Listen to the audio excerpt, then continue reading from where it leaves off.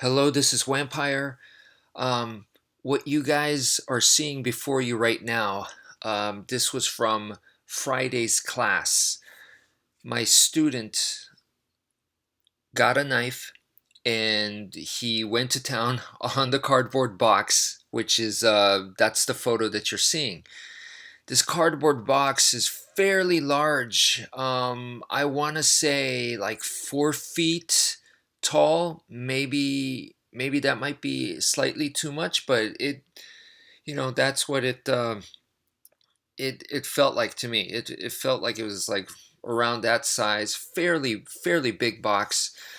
It is a little bit harder than your normal cardboard box just because it has this the photo on there.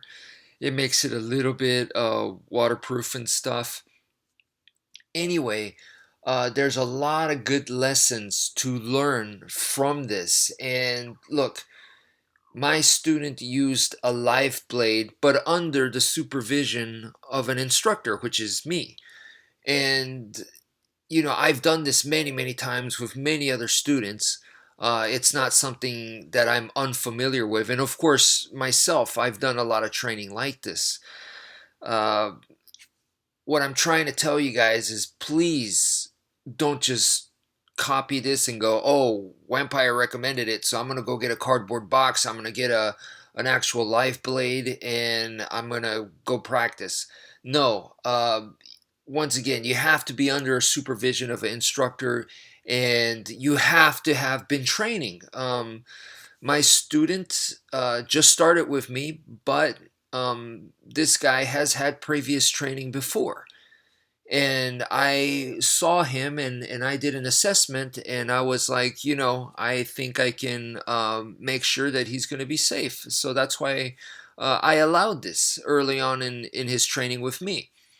Um, in a way, it's because I trusted his previous instructor and I trusted what I saw from his body mechanics and his movements and whatnot. Okay.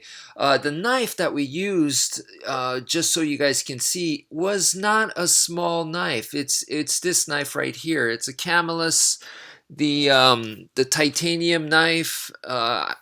This is a knife, I believe it was sold at Walmart, but yeah, it's one of those affordable but solid. Very good knife. I actually like this knife a lot.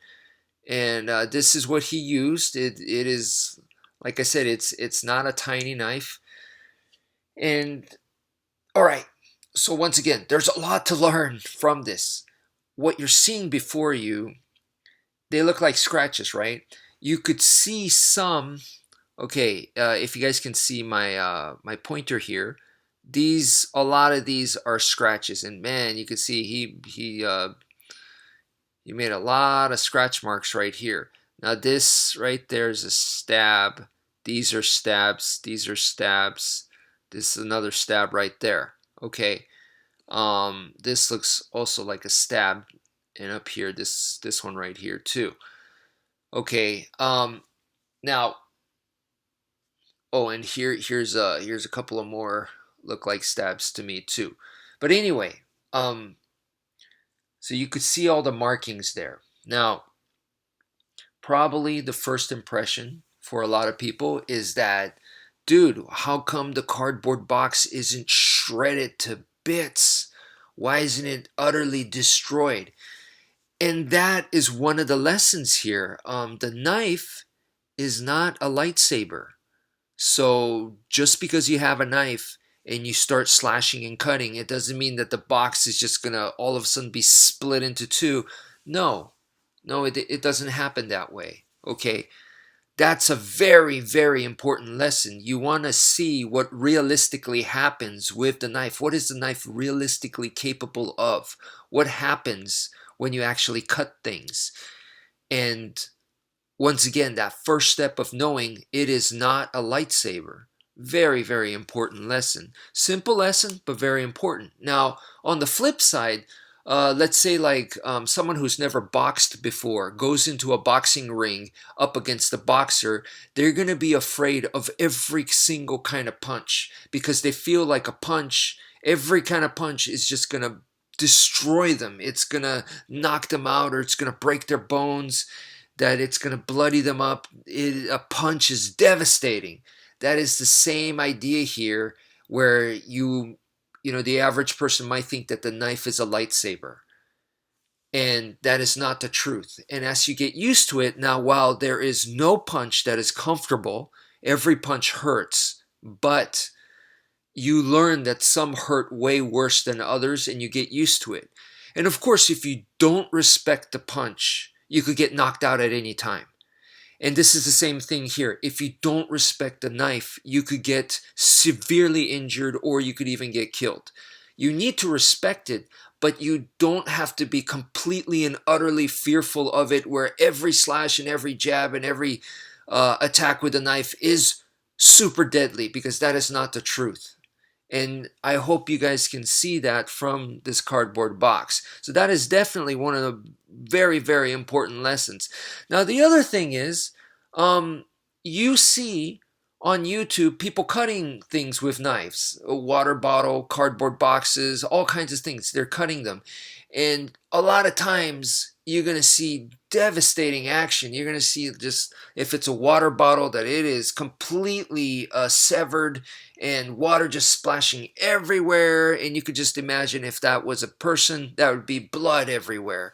And it's very dynamic what you see. But what the difference here is, and the reason why this cardboard box is not like that, is because I specifically told my student to focus on technique, skill, the angles of attack, the arm waving, the heaven six type stuff. I specifically told him to focus on that, and not on how much destruction that he is causing. Why? Why is this important? This is so important because our natural tendency is, we want to see the box explode. We want to see destruction.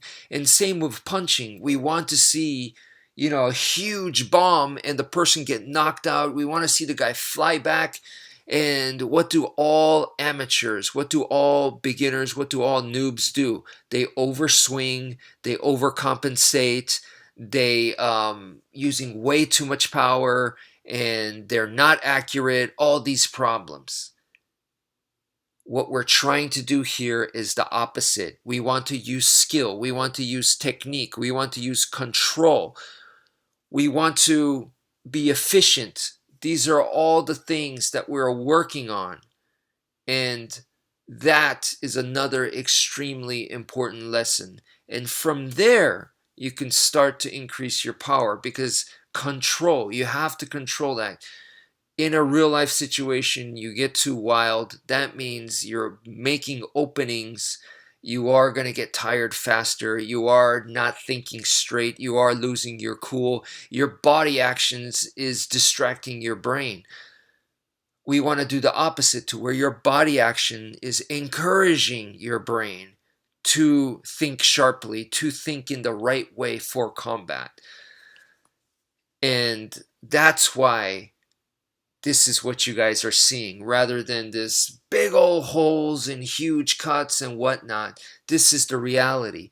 And even what you're seeing here, it may not look like much, but imagine you do this to somebody's face. It is going to be utterly devastating.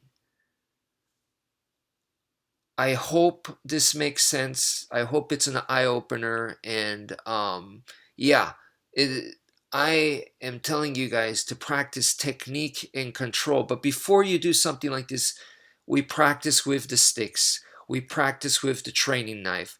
That is just something that I gotta make ultra clear. So that's it for now. Thank you for viewing, and take care, folks.